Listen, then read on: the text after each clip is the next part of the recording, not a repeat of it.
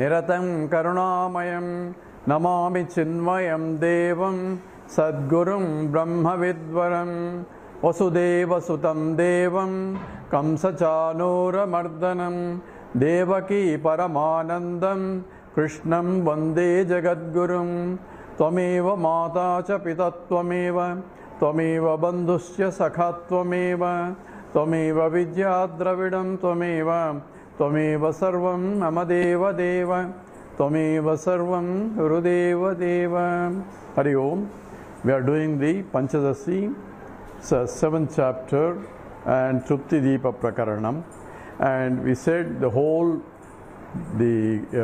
chapter is a commentary on the Brihadaranyaka mantra, that is in this 4th chapter of the 4th Brahmana and the 12th mantra, Atmanam se vijaniyat ayamasmi iti purushaha kimichan kasya kamaya sariram anusanjaret. So this is the mantra that comes in the Brihadaranyaka Upanishad, and these close to 300 slokas of Vidyaranya is only a commentary on this particular mantra of the Brihadaranyaka Upanishad. It says Atmanam che vijanaya. One has to know the nature of Atma, or one has to know yourself. And I am asmi iti purusha. I am this. That is the one that I am searching for. I am. So that is a purusha. Jiva has to says vijaniyat. He has to know. Means should know. For why? To end all his sufferings. And therefore all the samsara can only be end by knowing yourself. By how knowing myself, how do I end samsara? Because the self that I know is the self in all. So the sarvabhutastam atmanam sarvabhutani cham atmani. One who knows himself is the self in him, is the self in all. So himself he sees everywhere. That is essentially is the knowledge of Atmanam. So therefore the commentary includes first the Brahman through indirect knowledge, paroksha jnanena. So Brahma Tattvam, the nature of the reality, that is Brahman of the world. World is only passing, continuously changing, and whatever the changes is called mithya, because it is neither real nor unreal. It is not real enough that it remains permanently same. So what is real? Trikala abhaditam satyam. That which remains the same all periods of time alone is real. And that which is completely changing, it's not therefore real. Is it unreal? It cannot be unreal because I am experiencing. So that's why everybody says, how can you say the world is there? Because I am experiencing. Yes, because you are experiencing, it's not unreal. But it's not real also, because real definition is it should not be changing. Since it is changing, at the same time we are experiencing, therefore it comes under mithya, because it is not real enough that it is changeless entity, but since it is changing and you are experiencing it, therefore it is not unreal also. So that which is neither real nor unreal is called, we call it mithya, apparently real. But if you inquire, it's not there, real. Reality is not there if you do inquiry. So inquiry of the world has to be done. So tad vijnasasva. So you have to inquire of the nature of the world and the nature of Brahman. So through Vedanta Shravana, it says that the whole world is nothing but starting from a raw material, and the raw material is the one that appears to be as many. And what is the raw material? Raw material is nothing but pure existence and pure consciousness, and that is limitless. It is an infinite, which is pure existence, and pure existence is the raw material for it's not some atoms and all that. We ignore all that, because the existence of atoms cannot be established by itself. So what it is there is that which is changeless entity, and that which remains the same in all three periods of time alone is the real, and that reality is what from the Vedanta point is that which from which it came, by which it is sustained, and into which it goes back. So etova imani bhutani jayante yena jatani jivanti yat prayam cha visham vishanti tad vijnasasva tad brahmeti.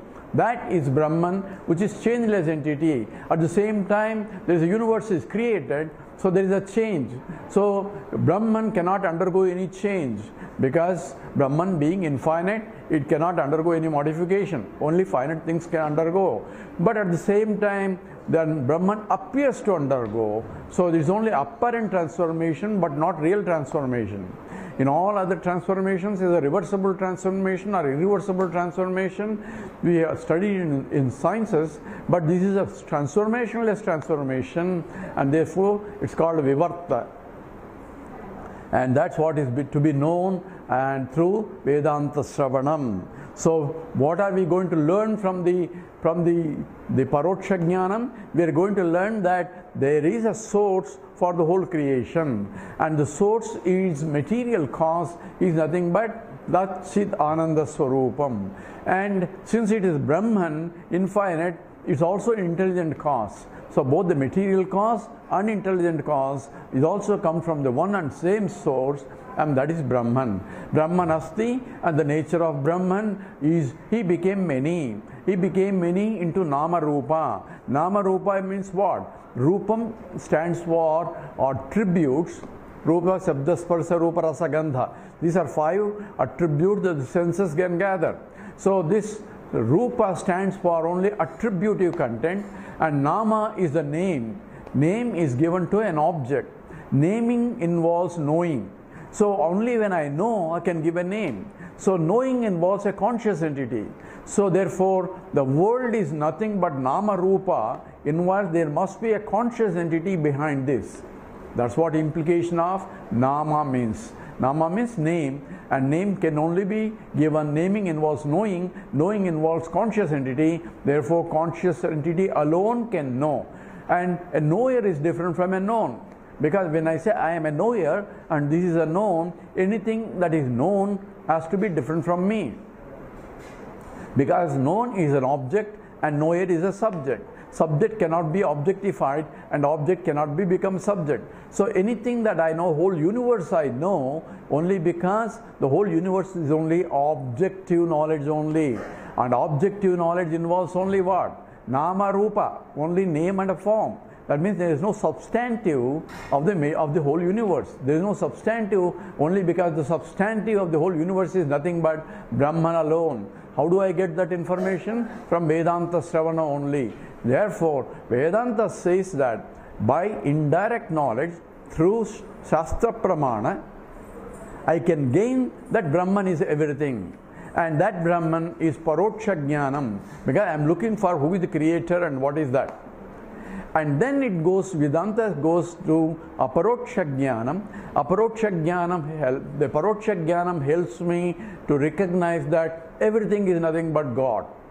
So therefore, there is no mine and me, yours and all that. All are only notions in my mind, but everything belongs to only God, because God himself became many.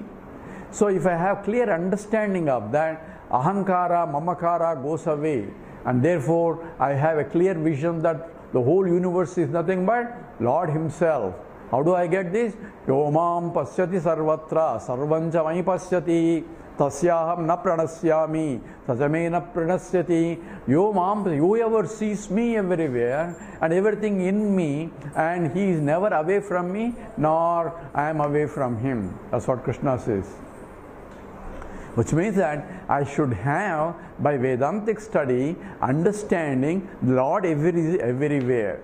But still, there is I am and the Lord is separate, and the world is Maya or is Vibhuti.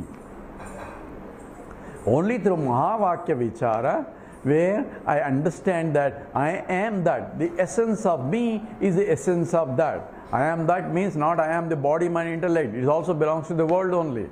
It came in from the world, it is sustained by the world, it goes back into the world. It is born of Annam and sustained by Annam. Annam is the food, and it goes back to become a food only. So I am not talking about, or we are not talking about, when I say I am not talking about the objectifiable entities, because any objectifiable entity comes under the world only. Therefore, What is that I am? I am not any of these. Only by neti neti vakyani I had arrived at what is the essence of myself, and the essence of myself is I am an existent conscious entity, and the world is also coming from the existent conscious entity. So Ishvara is also Satchidananda, I am also Satchidananda. You cannot have division of Satchidanandas. Therefore there only can be one Sat, one Chit, and one Ananda only, because limitless alone is Ananda. And existence cannot have a parts, because if there is a part, we say what is on the other side of the existence, that also has to exist. Therefore existence is infinite, consciousness is infinite, says the scripture. Prajnanam Brahma, that is a statement by the Vedas only. Consciousness is infinite, existence is infinite. You cannot have two infinities, because one limits the other. Therefore consciousness is same as existence, so it is an existent consciousness. Since it is a limitless and any limitation causes suffering, therefore it is Ananda Swarupa. What is there is Satchidananda Swarupa, and therefore you cannot have any separateness here, any divisions in the infinite. Why? Because it is infinite. Therefore, who am I then? So I am also Satchidananda, the Ishvara is also Satchidananda, the world is nothing but the substantive of the whole world is also Satchidananda. So Jiva, Jagat and Ishvara, the substantive of all three is nothing but pure existent consciousness, which is limitless, which is Brahman. So from that point, from the substantive point, there is no divisions of Jiva, Ishvara or Jagat also. That understanding is essentially freedom from all sufferings, because freedom from limitations. So moksha is freedom from all limitations. Desakala vastu aparichinnatvam. The time-wise, space-wise, object-wise, that it's free from. So there are no limitations of any kind. And this knowledge, after studying so much, and sometimes years and years, still it does not sink in. It sinks in as long as, yes, I understand the whole thing. I know I am Brahman, I know this and all that. But as soon as you come out of the class, you are back into the routine where your raga dveshas get affected by your interactions with the world. So what happened to all that study of I am Brahman and all that? It's not, you are not able to internalize. It's not just as a thought process, but it has to be a fact. So factual understanding, not just by intellectual understanding, is not sufficient. It has to be internalized. Internalized is how? That I am completely pure, that I am that pure existent consciousness, and I am not this. This is only superficial objects. I am a subject, and all this that can be objectifiable, I cannot be. And whatever is objectifiable is only nama rupa only, names and forms only. The substantive again is myself, that comes from the Vedanta Shravanam. So here we are now pointing out problems in the self-realization now. After discussing the Paroksha Jnanam and Aparoksha Jnanam, the Vidyaranya talks about the problems that are encountered by the seekers, and so even though people understand years and years of study, their behavior does not reflect that understanding. Where is the problem? The fundamental problem is they have started studying without preparing the mind. That is the basic problem. What is the preparation of the mind? For any study in any subject, mind has to be prepared. Prerequisites are required. So prerequisites for Vedantic study is a Viveka, Vairagya, Samadhi Shatka Sampatti and Mumukshutvam. Most important is Viveka. A discriminative intellect is required. Discriminative intellect of what? Discrimination of Nitya, Anitya, Vastu Viveka. That is differentiation of what is that which is eternal and what is ephemeral. That knowledge has to be there. What is that ephemeral? Whole world is continuously changing. Therefore, I should have a viveka to distinguish that which is changeless in the changing things. But I don't see any changeless entity. That is why Vedanta becomes a pramanam. And for that understanding has to sink in. So, remnant raga dveshas are the problem. So why people say, I have not realized and I had to realize, I had to do meditation and all that, only reflection of the fact that their minds are not purified. before the study of Vedanta. Now, how do I purify the mind? By two major procedures. One is the Karma Yoga, by doing selfless actions. That's one interpretation of Karma Yoga. The second interpretation of Karma Yoga is, do any action that you do, offer it to the Lord. So, yat karoshi yad ashnasi yad juhoshi dadasi yatu yat tapasyati kaunteya tatkurushmarpanam. So, whatever you do, you offer it to me. A very simplified statement by Krishna. So, whatever I do, yes, whatever you do. You are studying, yes, offer it to me. You are sweeping the floor, offer it to me. You are cleaning the room, offering it to me. Yat karoshi. But when I am offering to the Lord, make sure that I am offering to the Lord. That means I should have the reverential attitude in the action. I should be a devotee in every action. So every action becomes a devoted action. Only I bring a Lord into the picture, then it becomes a devoted action, and devoted action has to be the best that you can do. So whatever you perform, you will be doing the best. Yoga karmasu kausalam, Krishna says, the dexterity in the action follows for a yogi. So every action that you do becomes the best because you are offering it to the Lord. Okay, you don't want to give lousy laddus because laddus tasteless, you want, God doesn't complain, you want to give it. No. Whatever you offer it the best. Therefore, whatever action you do, also you have to offer it to the best. For that, yajnartham karma anyatra lokoyam karma bandhanaha. You perform every action as a yajna. Yajna means every part of the component in the action has to do their part, their best. That's what yajna means. So from the individual point, the body, mind and intellect, those are the three components I have. All have to be involved completely into the action, forgetting everything else. Then the action will be the best that I can do. That may not be the best that is needed for the action, but that is the best I can do because that's all I have. The capacity is only that much. So I can do my part, my best, even if the result is not what I want, but the result will be maximum that I can get because I try to do my best and this is the solution. Next time I will do, now knowing these results, I can do better next time. So I can always be a better actor in the performance of the action, provided I am doing with an attitude of a devotee. So every time devotion has to come because Lord is in every action, everywhere, in every setup Lord is there. So in every role I had to be a role player plus a devotee player also.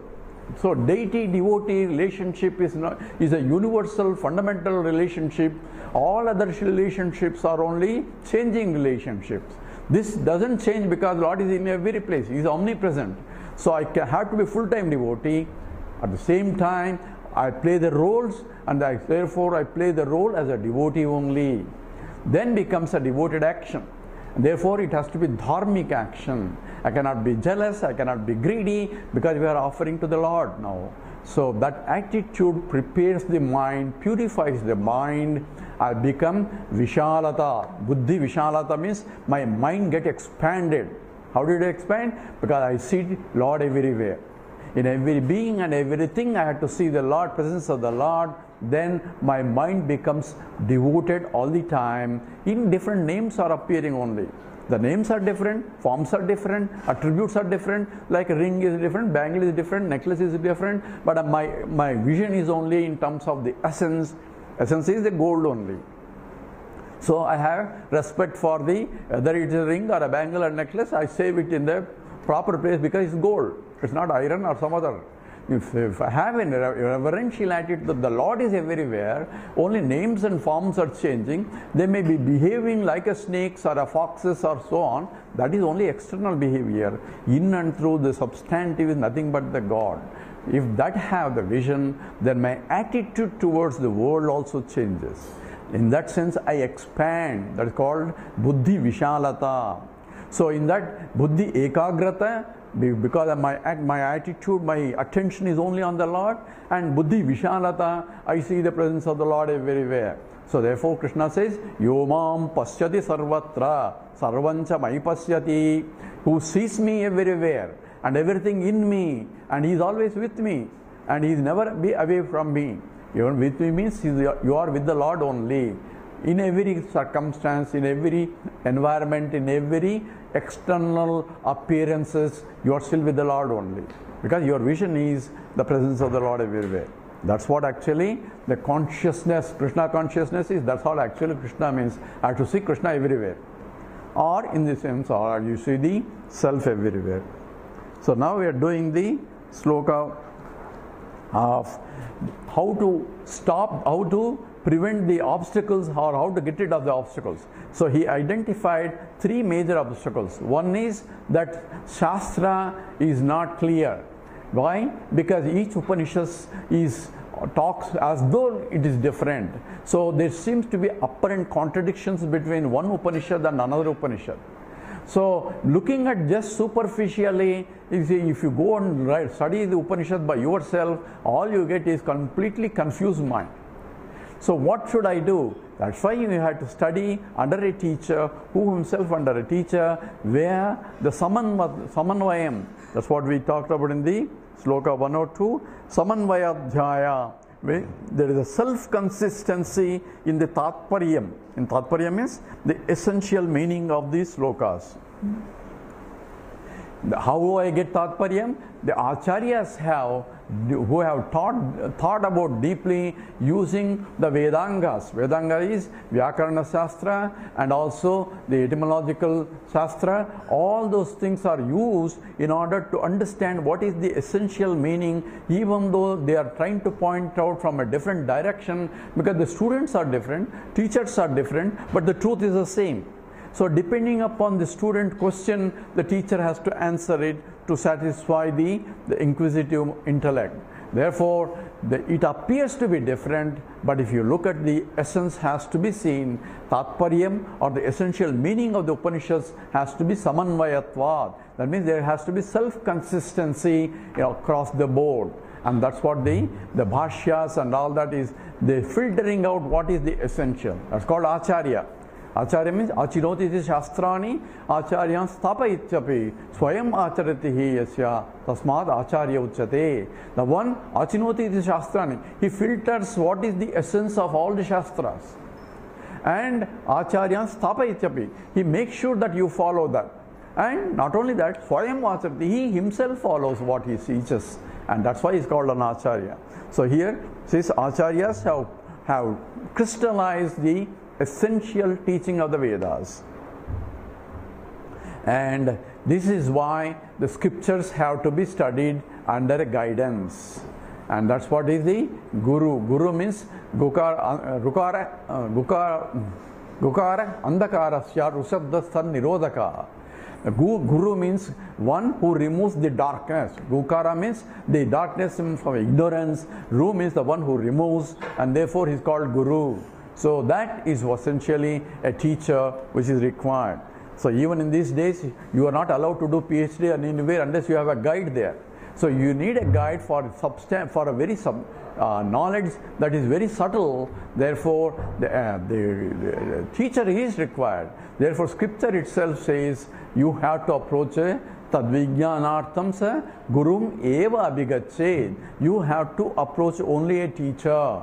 For that, you get a shastra that is teaching of the Upanishad and variety from different directions and different points of view to arrive at same consistent meaning that the scripture provides. That's why Vedanta has to be studied under a guided teacher, a teacher who himself studied under his teacher. Therefore, there is a sampradayam. Sampradayam means a methodology of teaching is established, because people have different types of notions, and that gets cleared out. And also there is in addition to the methodology of teaching, there is also a Guru Parampara, the teacher to the student and the student next to the teacher. Therefore, there is always a tradition established, and that's called Sampradayam.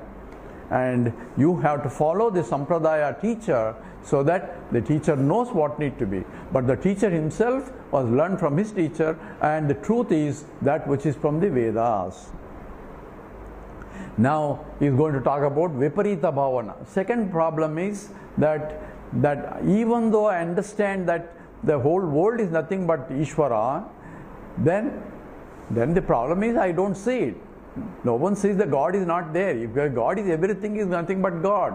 But people say, I don't see God.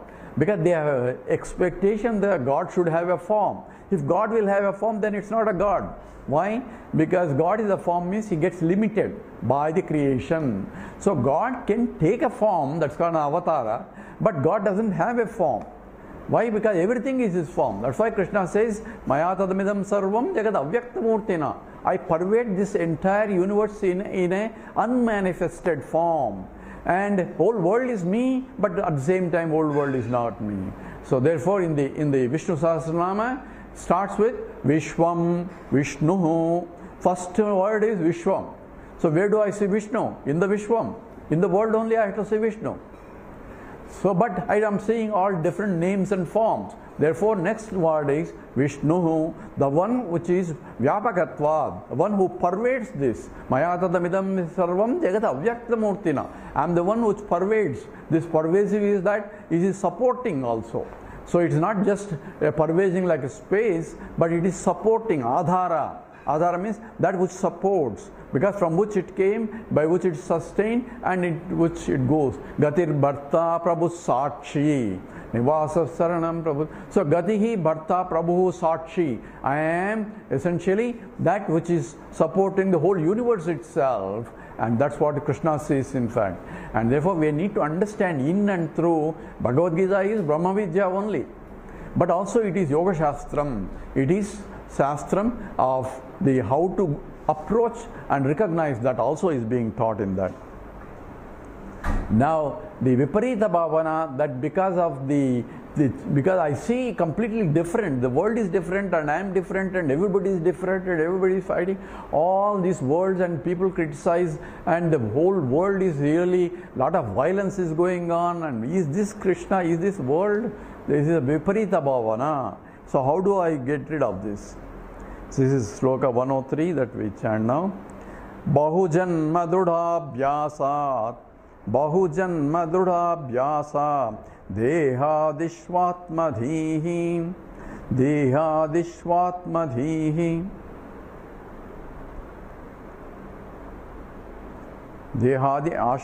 atmadhihi Bahujanma dudabhyasa dehadishvatmadhihi srutat. So we have to read completely. Bahujanma dudabhyasa dehadishva atmadhi srutat dehadishva atmadhi srutat punah punarudet evam jagat satyatva dhirapi together. Bahujanma dudabhyasa dehadishvatmadhi srutat punah punarudet evam jagat satyatva dhirapi. So why I am getting this? In spite of knowledge that everything is Brahman, I understand in the class, but as soon as I come out, I am getting back into my regular transactions and ups and downs and raga dveshas are coming in. Where is the problem? Here is the reason problem is being specified here. It's called Viparita Bhavana, completely opposite of what I am learning in Vedanta and what I am transacting in the world is completely opposite here. So why is that? Here he says, Bahujanma dudhabhyasa dehadishvatmadhihi. So many lives of millions of lives I have spent in the past. Bahujanma dudhabhyasa, firmly believing or abiding that dehadishu atmadhihi, in this body. Dehadishu means in all the bodies, in the sariradishu. So not only in the Sula Sariram, Sukshma Sariram, Karana Sariram, Atmadhihi, notion that I am this. So I have spent many lives that I am this body, I am this mind, I am this intellect, and so on. That's how I accumulated vasanas and going life after life.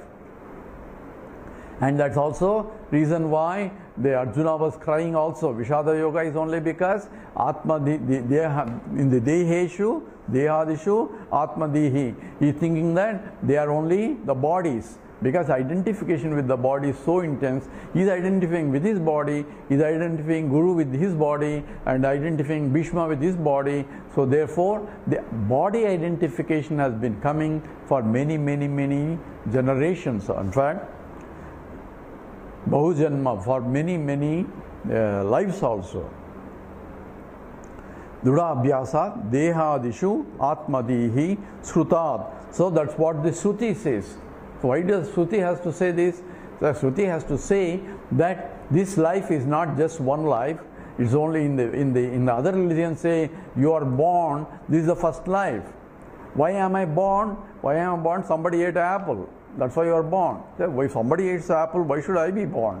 Because he committed a sin. So if somebody else committed a sin, then I should suffer.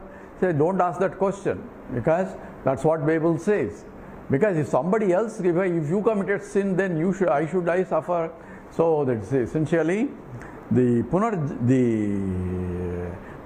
source of this only the first life. Then how do you prove that the previous lives are there? Remember, I mentioned this one in the few talks before, that one foreigner went to Kanchi Kamakoti Shankaracharya and asked the question, "Sir, prove me that there is a previous life." So he didn't answer the question. He says, "Go to a maternity ward for 5 days and observe that." That's all the answer he gave. So and observe intensely, write it down your experiences, and then come back. So she went and observed the maternity wards, and after 5 days observing, she came back. "You don't need to answer. I got the answer." So how did maternity answer tell you there is a previous life? Because she observed that some are born very rich already, the babies, and in a very air-conditioned room, the delivery, and lot of guests are coming, giving fruits and flowers and all that. Other babies are born in a mediocre situation, and there is nobody to care. And some babies are born in a very poor, and the father is not there, mother is somehow there. Father is trying to earn money to pay back, and they are really suffering already. But the babies have not done anything yet. So that means there must have been the previous karma. That's why they are born in different categories. She got the answer. So why there is a purva bahuni janmani? So previous lives are there only because I am blessed with this kind of life. Those who are Indians are blessed. In fact, they are born in an environment conducive for the rapid growth, because that is the environment conducive where the Vedanta is being passed on from generation to generation to generation. The culture, tradition, family, whole religion itself is tuning the mind in the direction. So we prostrate to the parents, to any elders. We don't ask the question whether he is eligible for prostration or not. Because he is an elder, we prostrate. Why? That's called the Abhivadam. When you view Abhivadam, you have to tell who you are and then surrender to him. If he is an elderly person. So he is not qualified. No, he is qualified because he is already elder. That itself is our culture. Because that makes our mind conducive to learn. Our humility is important. That's why pranipatena, Krishna says, tadviddik pranipatena pariprasnena. So you have to surrender yourself, then only the knowledge comes. Knowledge comes only from higher to the lower. That's the law. So you don't question the teacher. Arjuna is asking questions, but you don't question the teacher, but you question your understanding whether it's right or wrong. So then you are allowed to ask that question. So even a student in the Upanishad or even anywhere first says, "Can I ask a question?" With the permission only he will ask, because he needs a clarification. He is not questioning the teacher, he is questioning his understanding to make sure, and that's called samvadam. Samvadam is a teaching where discussion between the higher and the lower is called samvadam. Between two equals it's called vadam. Whereas Krishna Arjuna samvade, Krishna means a teaching from higher to lower. So bahun janman dudha abhyasaha devadishu atmadhihi punah punah udetchevam So this every life I am taking that this is I am, this is I am, this is I am born and I am so life after life. So how do you know? Yeah, because you are alive right now. You are alive because you had previous life. Previous life was there because previous to previous life was there. Therefore, Bahun Janman was there. And if you don't learn Vedanta and realize, you will have next life also. So therefore, you at least make use of this life. You are given, blessed with the birth in an Indian family at least, where you have tradition and the teaching of where whole life is patterned towards the goal as this is the highest goal. That's called the Purushartha is Dharma, Artha, Kama, Moksha. Moksha is the highest goal of the human life itself. And that is considered as a Purushartha according to the Vedanta. So, being born in an environment conducive for that, and if you don't make use of it, then it's really a waste of the birth also. So, Manushyatvam, Mumukshutvam, Mahapurusha Samsrayam, Durlabam Trayame Vaitadu, Deivanugrahetukam. So, this is only due to the blessing of the God, only you are born as a human being. And while born as a human being, if you don't make use of it, then it's a problem. Again, you go back to the previous life as an animal only. So this becomes only when I mature and ask the higher questions. Once you start Vedantic inquiry, then you will be born next, because it is a rapid growth. How do you know that? So Krishna answered that question also, because Arjuna asked what happens to the fellow who doesn't realize and he has studied Vedanta and followed Vedanta, but he has not realized in this life. Krishna says nothing will be wasted. In this, everything will be utilized, because he will be born in a conducive environment to rapidly go in the next life. That's what is the statement by Krishna himself. So this is Solpam Apyasya Dharmasya. Even follow a little bit of it, your mind gets purified, then you are in the higher path. So Bahujanma Dudabhyasa Dehadishvadi Atmadhihi Shrutad. So Shruti says that you have spent many lives in the past. Punaha Punaha Udicchevam. So you'll be born again and again and again and again. So this notion that I am the body is coming. Jagat Satyatva Dhirapi. Also the world is real. So I am the real, the world is real, and this goes on and on and on and on, life after life after life, starting from amoeba all the way we have come with the same notion, and it will continue if you continue the same process also. So this Viparita Bhavana has to be changed, because I am getting, in spite of the knowledge, I am getting back into that, because this has become a habit, taking the body, mind and intellect as a habit. I had to use the body, mind, intellect for my transactions, but at the same time I have to be very careful not to identify myself with the body, mind and intellect. We'll go to the next sloka. 104.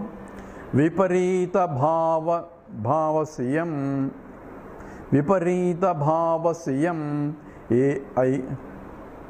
Aikagyat sa nivartate. Aikagyat sa nivartate. Tattvopadeshat pragevam. Tattvopadeshat pragevam. Tattvopadeshat pragevam. Bhavachetad upasanat. Bhavachetad upasanat. Look at that. Viparita bhavasiyam.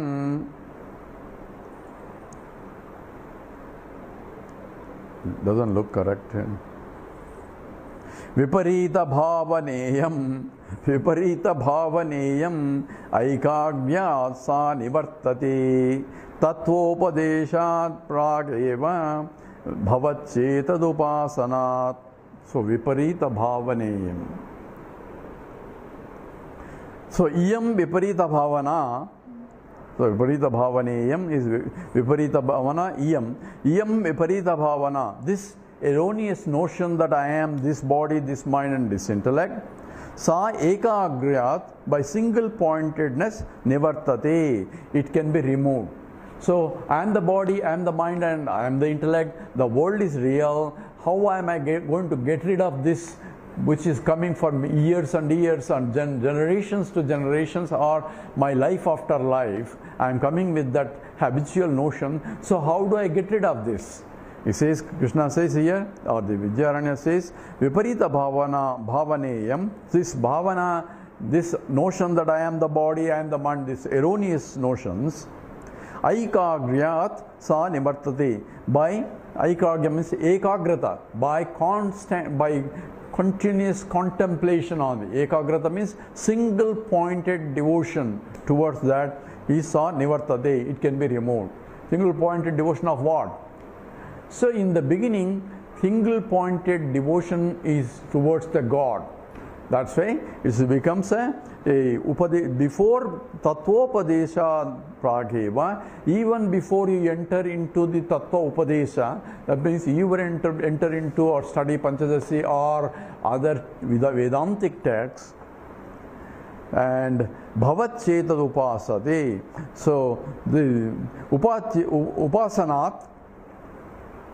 So Tattvopadeshat Prageva, that is Mahavakya Upadesha Prageva, before that, Upasanat Bhavati. One has to do Upasana. So before you study, come to study of the Vedantic teaching, you develop the Mano Ekagrata and Mano Vishalata. These are the two things that need to be. Ekagrata involves single pointedness. Vishalata involves expansion, that is a selfishness and other things should go away. Both are for purifying the mind. Ekagrata means single pointed, one who can concentrate on something and everything else. That is a single pointed development, and some people are blessed with it. They can concentrate on any subject and forget everything else. And that is the ekagrata required. And if you love that thing that you are concentrating, then it becomes automatically, and it is immediately you come. So the devotion becomes important. The love towards the object makes the ekagrata also. So some people are interested in music, some people are interested in dance, but other things they don't have concentration. And some people are interested in the study, some people are interested in the intellectual understanding. That ekagrata comes only because of the love for it. So when I love something, then automatically the mind is drawn to that. The dissipation from that goes away. So how do I develop a love? How do I develop it? By practice only. And that we will discuss more, because this is the important statement of how I have to do this. So we'll come back to that and then discuss that slokam again. Om Purnamada Purnamidam Purnat Purnamudachyate Purnasya Purnamadaya Purnameva Vasishyate. Om Shanti Shanti Shanti. Harihi Om Sri Gurubhyo Namaha. Harihi Om.